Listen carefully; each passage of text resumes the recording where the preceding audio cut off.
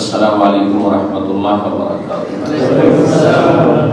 إن الحمد لله نحمده ونستعينه ونستغفره ونعوذ بالله من شرور أنفسنا ومن سيئات أعمالنا من يهده الله فلا مضل له ومن يضلل فلا هادي له وأشهد أن لا إله إلا الله وحده لا شريك له وأشهد أن محمدا عبده ورسوله صلى الله تعالى عليه وعلى آله وصحبه وسلم تسليما كثيرا أما بعد।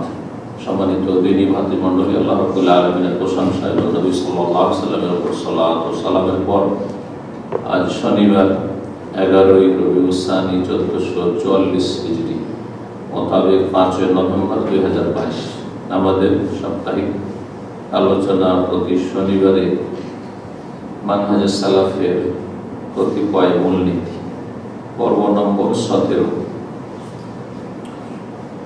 মানহাজে সালাফে সালেহীনদের আদর্শ সম্পর্কে আমরা এর পূর্বে 29টি মূলনীতি আলোচনা করেছি। আজকে 30, 31, 32 এই 3টি মূলনীতি নিয়ে আলোচনা করব সংক্ষেপে। 3টি বিষয়বস্তুর কাছাকাছি, সেজন্য 3টিকে একসাথে শেষ করব। 30 নম্বর মূলনীতি হচ্ছে মানহাজে সালাফের বা সালাফে সালেহীনদের আদর্শের সাহাবায়ে কেরাম, তাবেঈন, তাবা তাবেঈন তাদের অনুসরণ হচ্ছে রাসূলুল্লাহ সাল্লাল্লাহু আলাইহি ওয়াসাল্লামের অনুসরণ, কারণ তারা সকলে রাসূলুল্লাহ সাল্লাল্লাহু আলাইহি ওয়াসাল্লামের অনুসরণ করেছেন, পুরোপুরি চেষ্টা করেছেন। তারপরে ধীরে ধীরে শিথিলতা এসেছে, গাফিলতি এসেছে, বিভ্রান্তি এসেছে, কিন্তু সাহাবায়ে কেরামগণ সেই জামাত হচ্ছে আমাদের জন্য আদর্শ, উসওয়া, কদওয়া, নমুনা, রোল মডেল রাসূলুল্লাহ সাল্লাল্লাহু আলাইহি ওয়াসাল্লামের কথা। তো তাদের 30 নম্বর মূলনীতি হচ্ছে আহলে সুন্নাত ওয়াল জামাত, কোরআন সুন্নাহর অনুসারী ওলামাদেরকে ভালোবাসা এবং তাদের পাশে সব সময় থাকা। যারা আহলে সুন্নাতের ওলামা, আহলে সুন্নাত মানে দেশীয় আহলে সুন্নাত নয়, বরং কোরআন এবং হাদিসের আলোকে যারা সত্যিকার আহলে সুন্নাহ ওয়াল জামাত। দেশীয় আহলে সুন্নাহ নয় কেন বললাম? এই জন্য যে ভারত, বাংলাদেশ, পাকিস্তানে যেই ফিরকাটি যত বেশি শিরক কুফরি করে, ধর্মের নামে শিরক বিদআত করে, সেই দলটি নামকরণ করেছে নিজের আহলে সুন্নাত ওয়াল জামাত। সেই দলকে লোকেরা চেনে ভারত, পাকিস্তানে বেরেলভি বলে, বাংলাদেশে অনেকে চেনে বেরেলভি বলে, আর অনেকে চেনে রেজভি বলে। আহমদ রেজা খান তাদের একজন বড় কুখ্যাত পথভ্রষ্টকারী দারুল মুদিল আলেম ছিল, যার বাড়ি ছিল উত্তরপ্রদেশের বেরেলি শহরে। আর তার আগেও সুফিবাদ ছিল, আর ধর্মের নামে মাজার পূজার শিরক কুফরি ছিল ভারতে। মাজার পূজার ইতিহাস চলে আসছে ওই ইরান, ইরাক থেকে ফিতনা গেছে। মক্কা মদিনা থেকে মাজার পূজা যায়নি, পীর পূজা যায়নি, পীর ধরা যায়নি। পীর মুরিদি, সুফিইজম আর মাজার পূজা সব ইরান, ইরাক থেকে গেছে। এই ধর্ম হচ্ছে ইরাক, ইরান থেকে পাচারকৃত। ইরাকে সবচেয়ে বড় পৃথিবীর বড় পীরের মাজার আব্দুল কাদির, এই মাজার পূজা আর মূল ইতিহাস হচ্ছে ইরান, ইরাকের সাথে সম্পৃক্ত। আর ইরাক এক সময় ইরানেরই একটা অংশ ছিল। বৃহৎ ইরান বলতে পারস্য দেশ বলতে তাতে ইরাক ছিল। এই জন্য ইমাম আবু হানিফা রাহিমাহুল্লাহ ইরাকের লোক ছিল, কুফা, কিন্তু তার মাতৃভাষা কি ছিল? ফার্সি ভাষা ছিল। তার মাতৃভাষা ফার্সি ছিল। পরে আলহামদুলিল্লাহ ইরাকটা আরবি সংখ্যা গরিষ্ঠ হওয়ার পরে, বিশেষ করে আব্বাসীয় যুগে যখন আব্বাসী বংশ খেলাফত কায়েম করলো, তখন তাদের রাজধানী বাগদাদ হয়ে গেল, যার ফলে আরবি একটা বেশি প্রভাব পড়ায়। তখন সেখান থেকে ফার্সি ভাষা সংকুচিত হয়ে ইরানে গিয়ে সীমিত হয়ে গেল।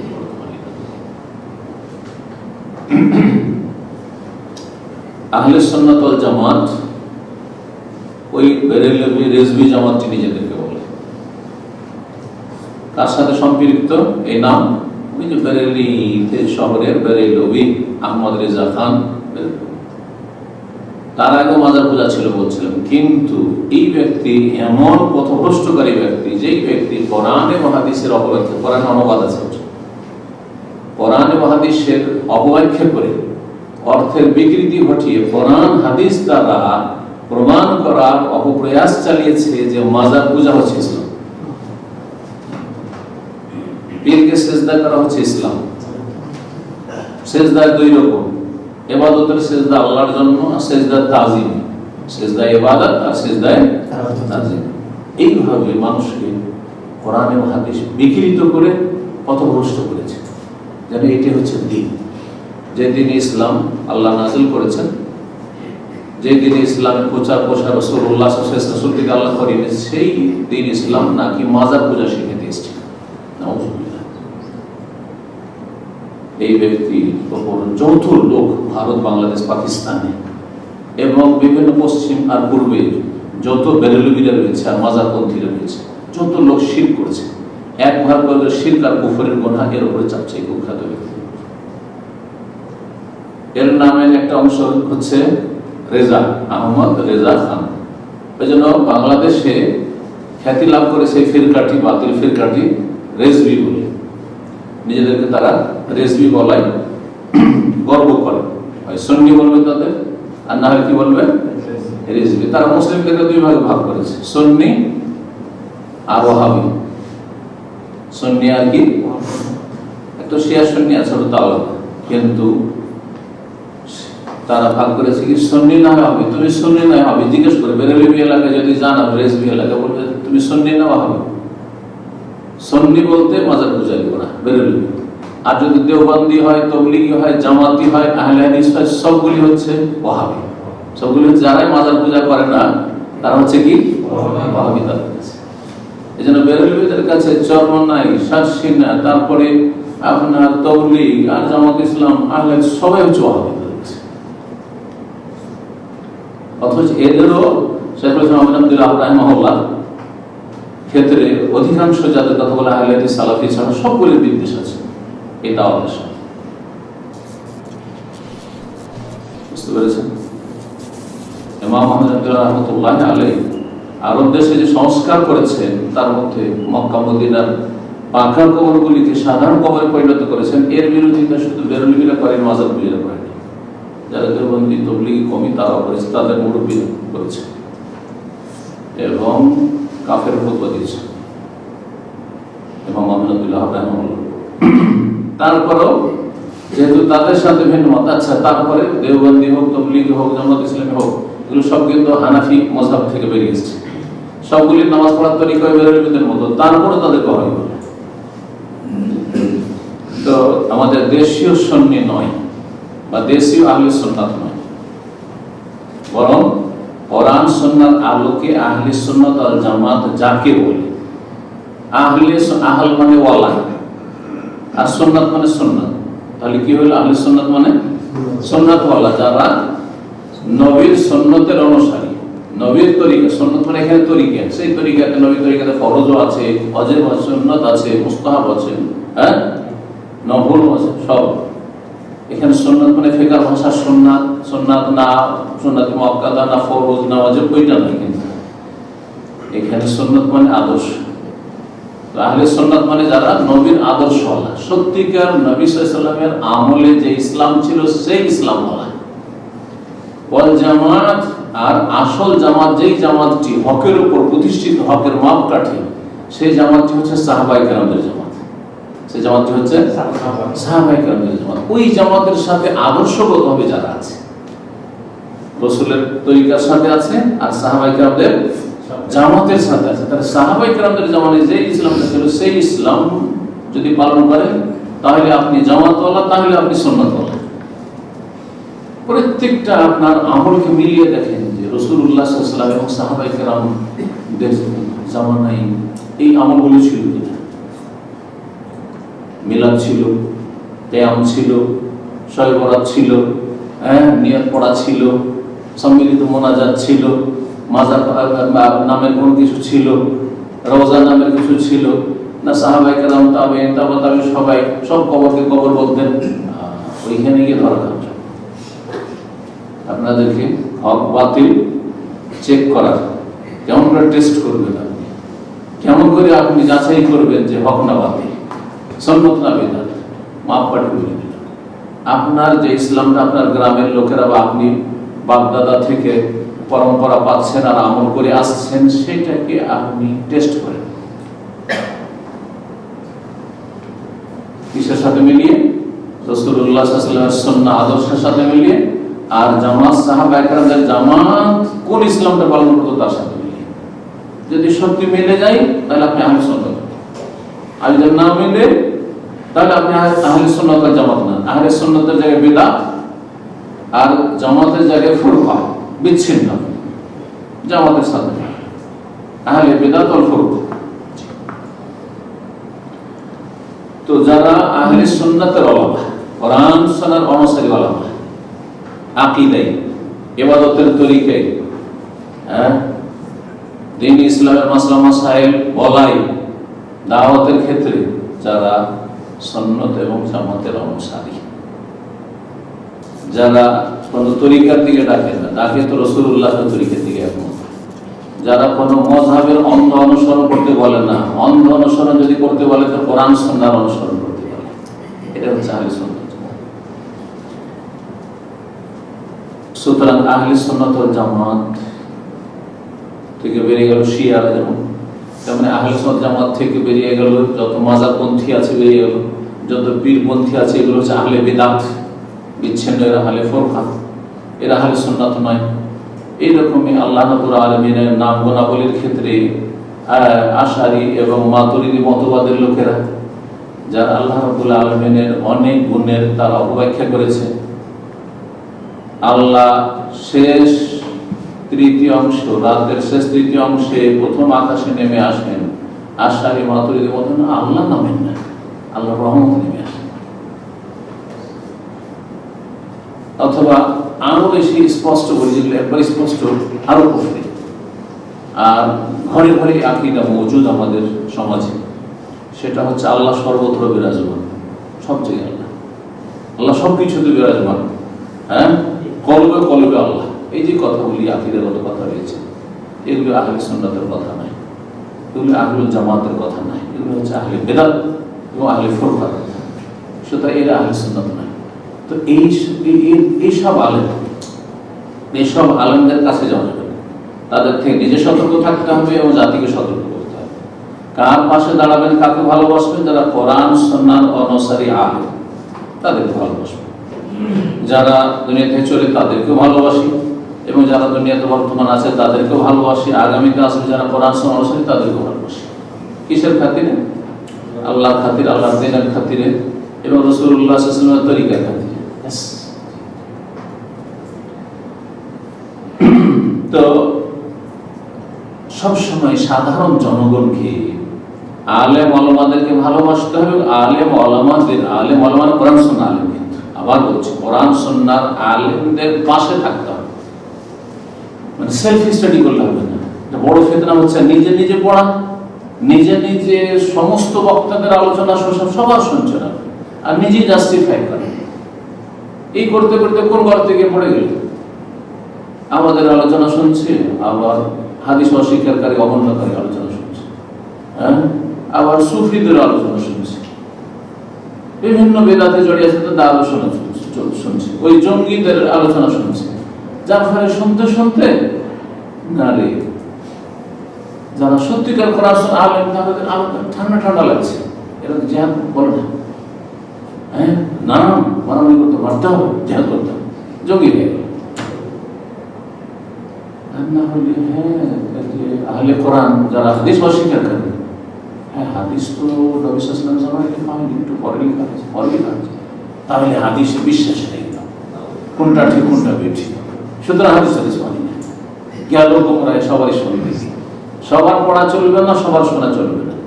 আহলে সুন্নাত ওয়াল জামাতের ওলামাদেরকে ভালোবাসতে হবে, তাদের পাশে থাকতে হবে, তাদের সাথে কনসাল্ট করতে হবে।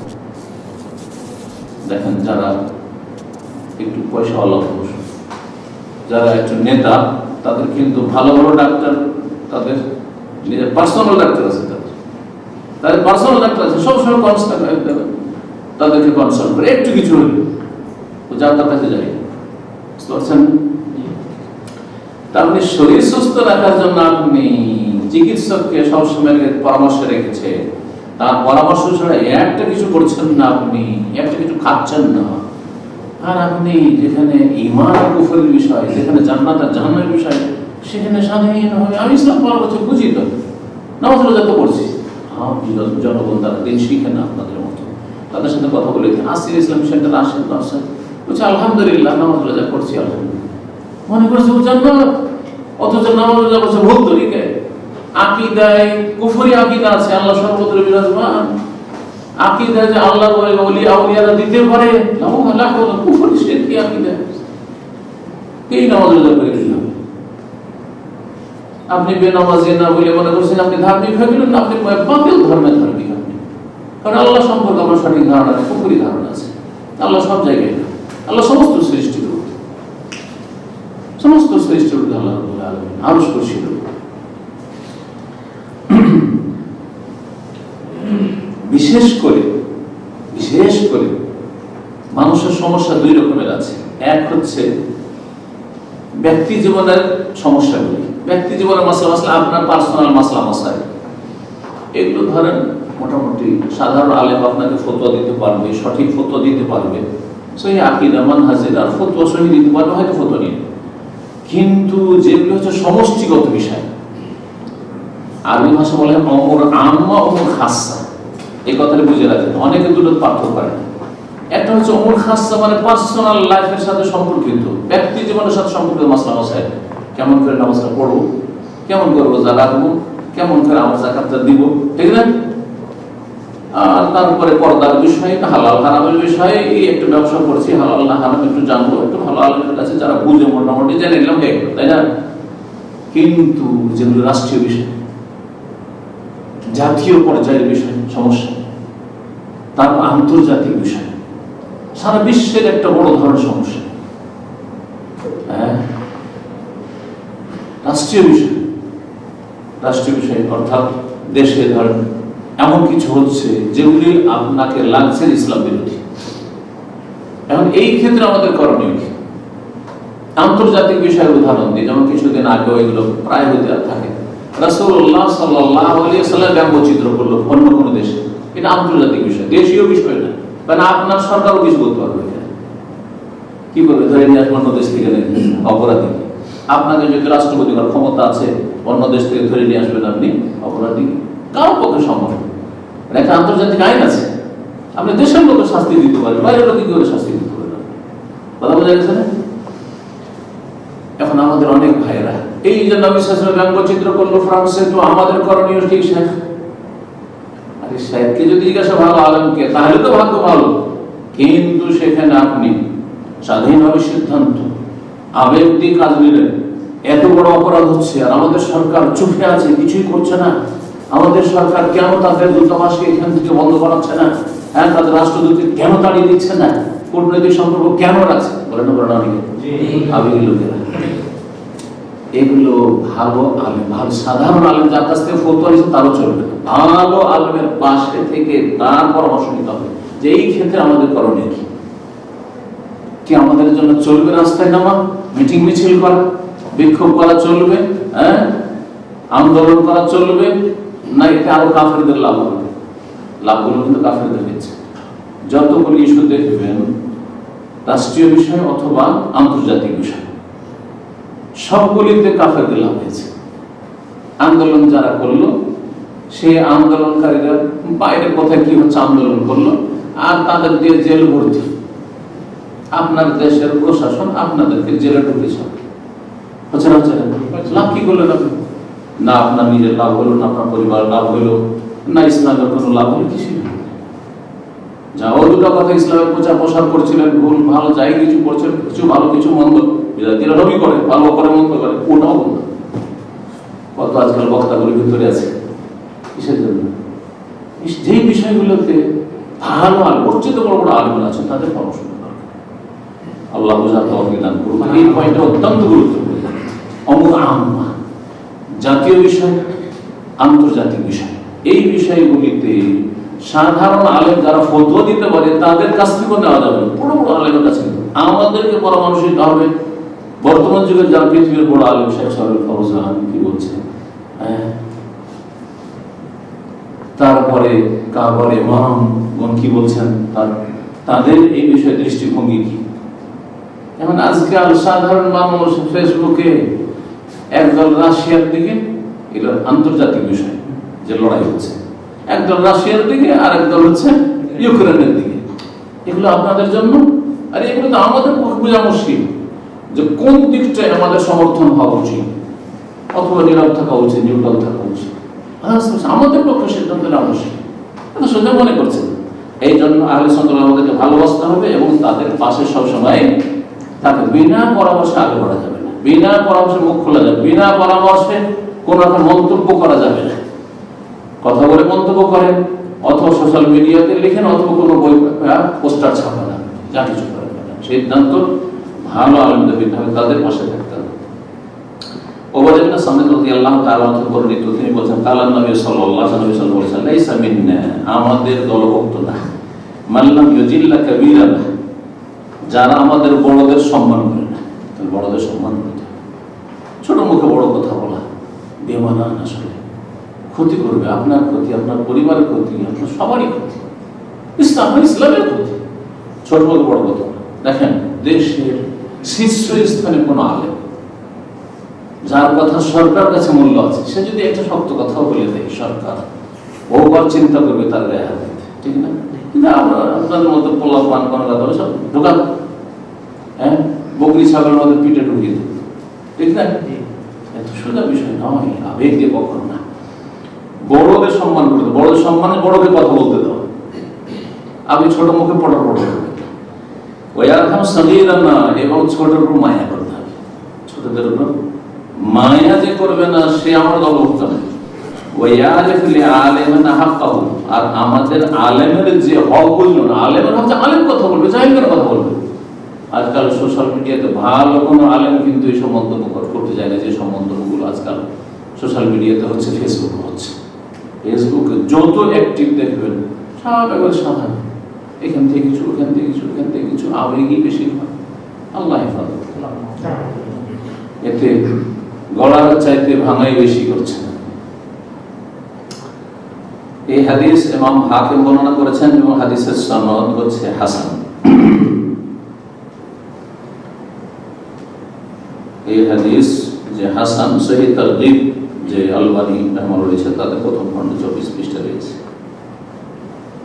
আলেম বলতে আবার বলছি, যে লেখক বলছেন ইস্তাসনা মিন যাল আহলি দলাল, গোমরাহ আলেমদের শরণাপন্ন হবেন না। আবার এই নয় যে আমারও তো আলেমের সাথে আছে, হচ্ছে না বেদাতি জনগণ বেদাতি আলেমের সাথে আছে, হ্যাঁ, তাহলে তো প্রথম নষ্ট হবে। বেদাতি আলেম তো নিজেই বুঝে না যে কি করা উচিত, কোরআন হাদিসের তাদের ওই রকম জ্ঞান নেই, এবং মানহাজে সালাফ সাহাবায়ে কেরামদের আদর্শ কি, সমষ্টিগত বিষয়, যেগুলো রাষ্ট্রীয় বিষয়, জটিল বিষয়, সূক্ষ্ম বিষয়, দলিলের জ্ঞান নেই তাদের। পরম্পরা ফতোয়া দিয়ে আসছে, বাপ দাদা এরকম, বুজুর্গানের দিন এরকম করেছে, বুজুর্গানের দিন এরকম ফতোয়া দিয়েছে, তাদের ফতোয়াগুলো কিন্তু এই ধরনের, কিন্তু এই কলেজ।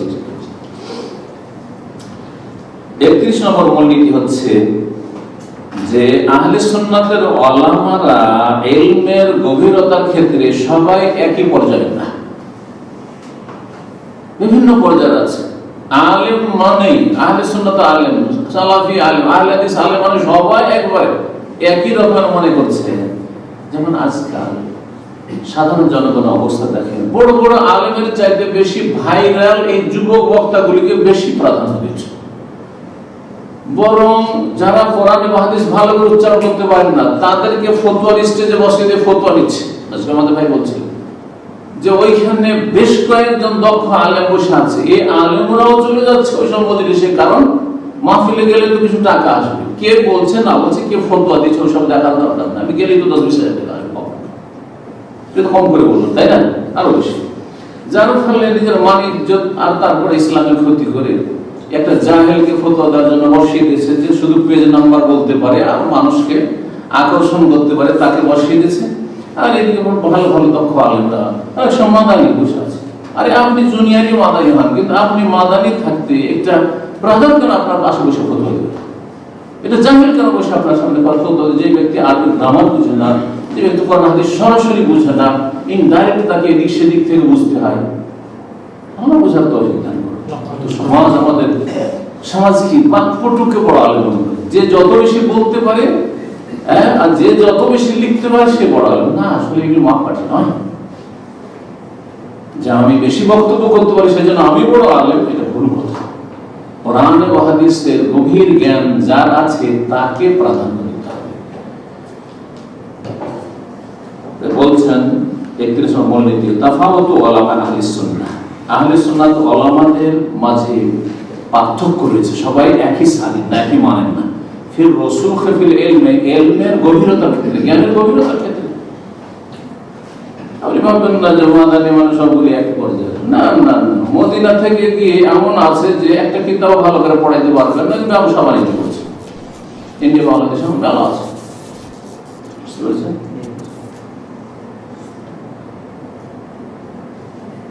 আবু সাঈদ খুদরি রাদিয়াল্লাহু তাআলা থেকে বর্ণিত একটি হাদিস রয়েছে, রাসূলুল্লাহ সাল্লাল্লাহু আলাইহি ওয়াসাল্লাম বলেছেন, না রাসূলুল্লাহ সাল্লাল্লাহু আলাইহি ওয়াসাল্লাম একদিন মেম্বারে বসলেন। রাসূলুল্লাহ সাল্লাল্লাহু আলাইহি ওয়াসাল্লাম একদিন মেম্বারে বসলেন, আর তারপরে তিনি বললেন, ইন্না আবদান খায়্যারাহুল্লাহ, একজন বান্দা এমন আছে যাকে আল্লাহ ইখতিয়ার দিয়েছেন, অপশন দিয়েছেন। তাকে আল্লাহ ইখতিয়ার দিয়েছেন, স্বাধীনতা দিয়েছেন দুটো বিষয়ের মাঝে, বাইনা ইউতিয়াউ মিন যাহারাতিদ দুনিয়া মা শাআ, দুনিয়ার সাজসজ্জা, দুনিয়ার নিয়ামত, ভোগের সামগ্রী থেকে যা কিছু চাই তাকে দেওয়া হবে।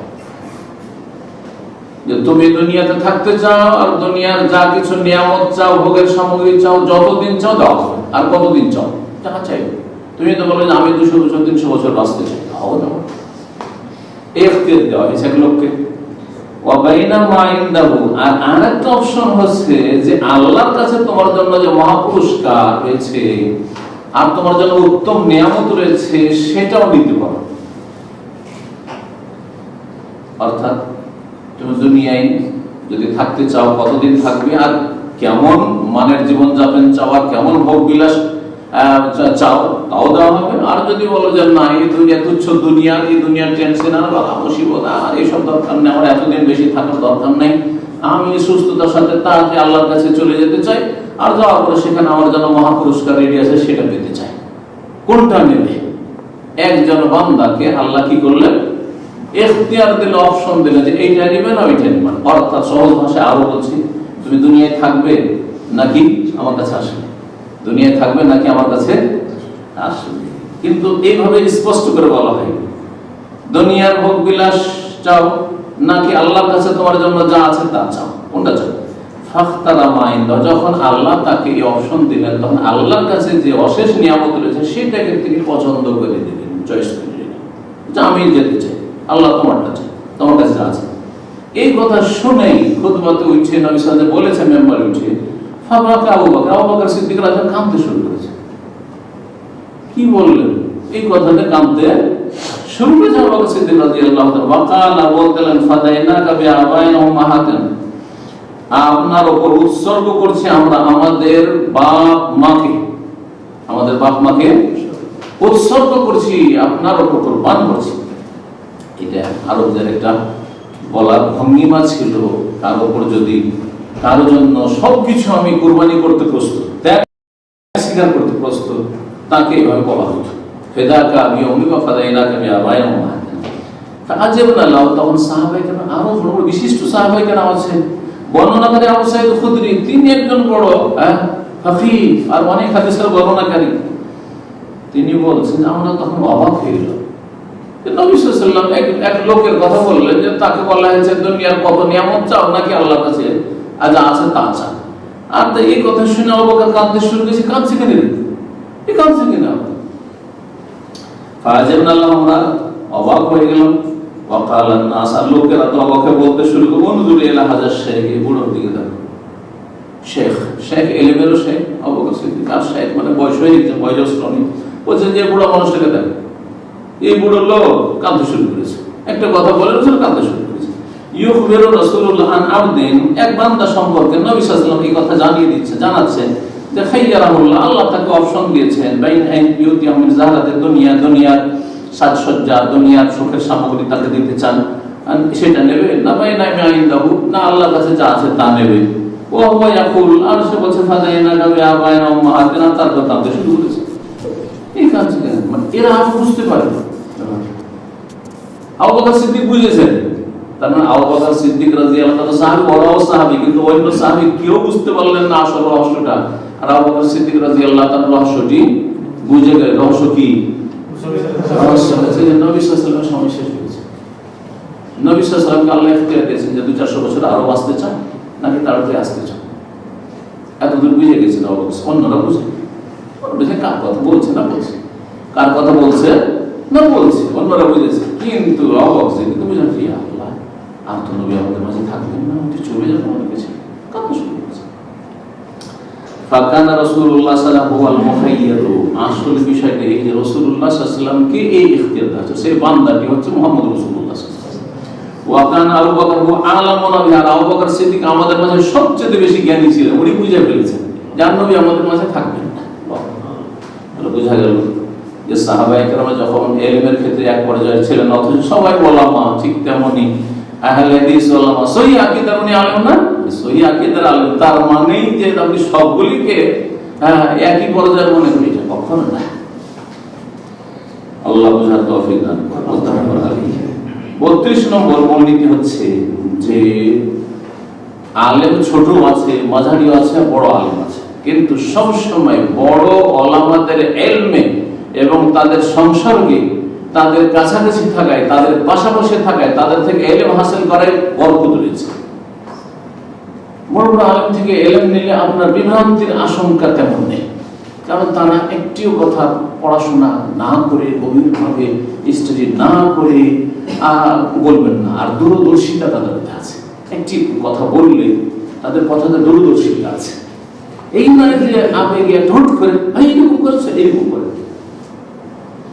যেমন এসে আগে আমাদের এক ভাই জিজ্ঞেস করছে, একটু উদাহরণ দিই, খুব সুন্দর উদাহরণ, যে কিছু এরকম জঙ্গি মনোভাবের আদনানি গ্রুপ, রহমানি গ্রুপ, যারা কোনো এক দেশে আছে, তো ওখানকার কিছু স্নেহ আকীদা মানহাজের ভাইরা বলছে এই লোকগুলোকে কি করে, যারা খুব বাড়াবাড়ি করছে, তো এটাকে কি প্রশাসনকে বলে ধরিয়ে দেবো নাকি কি করবো? তাই বললাম যে যদি যদি আবেগী, যাকে জিজ্ঞাসা করা হচ্ছে যদি আবেগী হইতো, তাহলে সত্যি এরা জঙ্গি, হ্যাঁ এরা খারিজি, এরা চরমপন্থী, ধরে দাও, তাই না? আমি তা না বলে বললাম যে যদি তাদের থেকে সেই দেশের অনিষ্টের আশঙ্কা থাকে, মানে এরা সেই দেশের জন্য ঝুঁকি, সেই দেশের ক্ষতি করে দিতে পারে, শুধু জঙ্গি মনোভাব হালকা আছে এমনটাও নয়, বরং এরা কোন রকমের এক পদক্ষেপ নিচ্ছে বা এরা দেশের ক্ষতি করে দিতে পারে, তাহলে প্রশাসনকে জানিয়ে দাও, কারণ দেশকে রক্ষা করতে হবে। যে দেশে থাকেন না কেন সেই দেশের নিরাপত্তা সবার স্বার্থে। কথা বোঝা গেছে না? আমরা এই সৌদি আরবে আছি, সৌদি আরবে নিরাপত্তা থাকে তো শুধু সৌদি নাগরিক শান্তি থাকবে না, আমরাও শান্তি থাকবো, ছোট থেকে বড়, নর নারী সবাই শান্তিতে থাকবে। আর যদি শান্তি বিঘ্নিত হয় সবার জন্য অশান্তির কারণ হবে না। দেশের জন্য যদি তারা ঝুঁকি হয়, অশান্তির কারণ হয়, তাহলে হয়ে দিতে হবে। আর যদি আছে এরকম মনোভাব আছে, তো আপনার আল্লাহ হিদায়াত করে, আল্লাহ হিদায়াত করে এক গর্ত থেকে উঠে এসছে, শিরক বিদআতের গর্ত থেকে উঠে এসছে, পীর পূজা মাজার পূজার গর্ত থেকে উঠে এসছে, কিন্তু একটু শক্ত হয়ে যে চরমপন্থী আরেক গর্তে আছাড় খেয়ে পড়তে যাচ্ছে। কথা বোঝা গেছে? গাড়ি যখন ব্যালেন্স ঠিক থাকে না, তখন একবার এদিকে যায়, ওইদিকে যায়, এই দিক থেকে কোনো রকম পাঁচুল হবে, তো আছাড় খেলানো গর্ত থেকে উঠে আসলে ওর এদিকে পড়ার আশঙ্কা আছে। তো এই যারা এই নতুন নতুন হেদায়েত আছে, তাদের অনেকেই কিন্তু এরকম হচ্ছে, এক গর্ত হয়তো বড় গর্ত থেকে উঠে আসলো, ছোট গর্ত থেকে পড়ে গেল, একটা ছোট গর্ত থেকে উঠে আসলো বড় গর্ত, এদিকে আছাড় খেয়ে সব আছে। আল বারাকাতু মা আকাবির, বড় ওলামাদের সাথে বরকত রয়েছে। বড় ওলামাদের সাথে কি রয়েছে?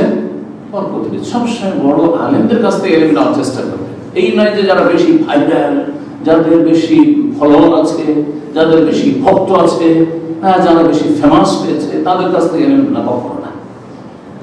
আব্দুল্লাহ ইবনে আব্বাস রাদিয়াল্লাহু তাআলা আনহুমা থেকে বর্ণিত হাদিস, তিনি বলেন তাআলা সাল্লাল্লাহু আলাইহি ওয়াসাল্লাম বলেছেন, আল বারাকাতু মা আকাবিরি। হাদিস এটি নবী সাল্লাল্লাহু আলাইহি ওয়াসাল্লাম বলেছে, বরকত রয়েছে মা আকাবিরকুম, তোমাদের বড়দের মাঝে। সাহাবায়ে কেরাম আবু বকর, ওমর, ওসমান, আলীও আছেন, হ্যাঁ, আর সাহাবী ধরেন আব্দুল্লাহ বিন জুবাইর আছেন, হাসান হোসেন আছেন। কার কাছ থেকে ইলম নেবেন আপনি? আবু বকর, ওমর, ওসমানের বয়স যখন 50, তখন হাসান হোসেনের জন্ম হয়েছে, তখন হাসান হোসেনের কাছে ইলম নিতে যাবেন। নোমান বিন বাশিরের কাছে ইলম নিতে যাবেন, যিনি মদিনা নবী সাল্লাল্লাহু আলাইহি ওয়াসাল্লাম যখন আসলেন তখন যার জন্ম হইল, ধরেন, এদের কাছে ইলম নেবেন না। যারা ইলম শিখে আপনার আজ থেকে 10 বছর 20 বছর ইলম শিখেছে নবী সাল্লাল্লাহু আলাইহি ওয়াসাল্লামের কাছে, নবী সাল্লাল্লাহু আলাইহি ওয়াসাল্লামের সাথে দীর্ঘদিন থেকেছে, আর তাদের কাছে ইলম নেবেন, এটার বিষয় রয়েছে। বরকত রয়েছে তোমাদের বড়দের সাথে। হাদিস ইমাম ইবনে হিব্বান বর্ণনা করেছেন এবং আবু নুআইমের হিলিয়াতুল আউলিয়া রয়েছে, সেই কিতাব বর্ণনা করেছেন ইমাম আবু নুআইম, এবং ইমাম হাকিম বর্ণনা করেছেন মুস্তাদরাকে। ইমাম হাকিম রাহিমাহুল্লাহ হাদিসটিকে সহিহ বলেছেন, আল্লামা আল-আলবানী হাদিসটিকে সহিহ বলেছেন, সিলসিলা সহিহা 1778 নম্বর হাদিস। তাহলে এই হাদিস যে বরকত রয়েছে বড়দের সাথে। দেখেন, বরকত ব্যক্তিতে বরকত নেই, অর্থাৎ কেউ যদি মনে করে যে আমার শরীরে বরকত আছে, এটা বেদাতি কথা, বরং শিরকে চলে যেতে পারে। এখানে পার্থক্য এই পীর মুরিদের ব্যবসায়ীদের সাথে। মুরিদরা মনে করে যে পীরের ওটা শরীরে বরকত, জামা কাপড়ে বরকত, উজুর পানিতে বরকত, এমনকি পানের পিক যে ফেলছে পেঁচার পেঁচার করে তাতেও বরকত। ফুলতুলি পীর পানের পিক ফেলতো, আমাদের সিলেটি ভাইরা আমাকে বলেছে, যারা চোখে দেখেছে ওরা মুরিদ ছিল ফুলতুলি। হেদায়েত আলহামদুলিল্লাহ তেমন বহুগুলো এসে বলছে যে শেখ আমাদের এলাকায় যখন ফুলতুলি আসে, আর তখন ওই বুড়া ফুলতুলি, এখন তো তার ছেলে এখন ফুলতুলি হয়েছে, বেরোলি কিনতে এটা মজা বুঝলি। তো যখন পিক ফেলে সাথে সাথে কে যে পিক উঠেলো আর গায়ে মুখে টুখে মেখে এমনকি পর্যন্ত থুতু ফেললে, কাশ ফেললে, পোটা ফেললে সবকিছু কি উঠিয়ে নিয়ে গায়ে রাখে। এটা হচ্ছে শিরকি তাবারুক। এটা নাম হচ্ছে এই তাবারুক শিরক, কখনো বেদাত কখনো শিরক। যদি শিরকের পর্যায়ে নাম হচ্ছে তো বেদাত, বড় শিরক শুরু হয় বেদাত থেকে, আর শিরকে ছোট শিরক থেকে বড় শিরকে চলে যায়। পক্ষান্তরে এলমে বরকত অবশ্যই আছে। হ্যাঁ, আমার শরীরে, আমার কাপড়ে, আমার জুতো স্যান্ডেলে, আমার ব্যবহৃত বস্তুতে বরকত, এটা বেদাতি কথা। কিন্তু আমার এলেমে, এটা কোরআন হাদিসের এলেম, সেই জন্য বরকত আছে, আমার ওটা নাই। এই জন্য যারা ঝাড়ফুঁক করে নেই কারোর কাছে, যদি মনে করে যে এই ঝাড়ফুঁকটা তার বরকত, তাহলে এটা হচ্ছে শিরকি কথা, এটা জায়েজ নয়। কিন্তু আমি যে কোরআনের আয়াত পড়ে ফুঁক দিলাম বা সূরা পড়ে ফুঁক দিলাম, আর সেটার বরকত হচ্ছে, এটা ঠিক আছে, এটা শরীয়ত। একটা ইসলাম, একটা গায়ের ইসলাম। সবসময় এলিম থাকতে হবে। যদি এলিম না থাকে তো হক বাতিলকে একাকার করে দেবে, বরবাদ করে দেবে। এইখানেই হয়েছে, কারণ অজ্ঞতা আমাদের সমাজে বেশি। আর অতি ভক্তি, আবেগীয় মুসলিম, বাঙালি মুসলিম, অতি ভক্তিতে আর ওই পীর, আরে পীর সাহেব তারই বরকত, তার শরীরে বরকত, তার জামা কাপড় বরকত, এমনকি তার খাবার জুঠাতে বরকত। ওই জন্য আমাদের দেশে অতি ভক্ত করতে বলে, হুজুরে কি বললাম, খাবারটা খেয়ে শেষখানে একটু আমার জন্য রেখে দিই, ওইটা দিবে জুঠা দিতে বরকত আছে। তো এই ছিল আজকের আলোচনা। আল্লাহ রাব্বুল আলামিনের কাছে দোয়া করি আল্লাহ আমাদের হক বুঝার তৌফিক দান করেন এবং ভালো উলামাদের সাথে আহলে সুন্নাত ওয়াল জামাতের উলামাদের সাথে আমাদেরকে সর্বদা থাকার তৌফিক দান করেন। হকের উপর আল্লাহ প্রতিষ্ঠিত রাখেন এবং হকের সাথ দেওয়ার আল্লাহ সবসময় তৌফিক দান করে। সমস্ত বাতিল থেকে, শিরক থেকে, বিদআত থেকে, দুনিয়ার সমস্ত ফিতনা থেকে আল্লাহ বাঁচিয়ে রাখেন। সাল্লাল্লাহু আলাইহি ওয়া সাল্লাম মুহাম্মদ ওয়া আলা আলিহি ওয়া সাহবিহি।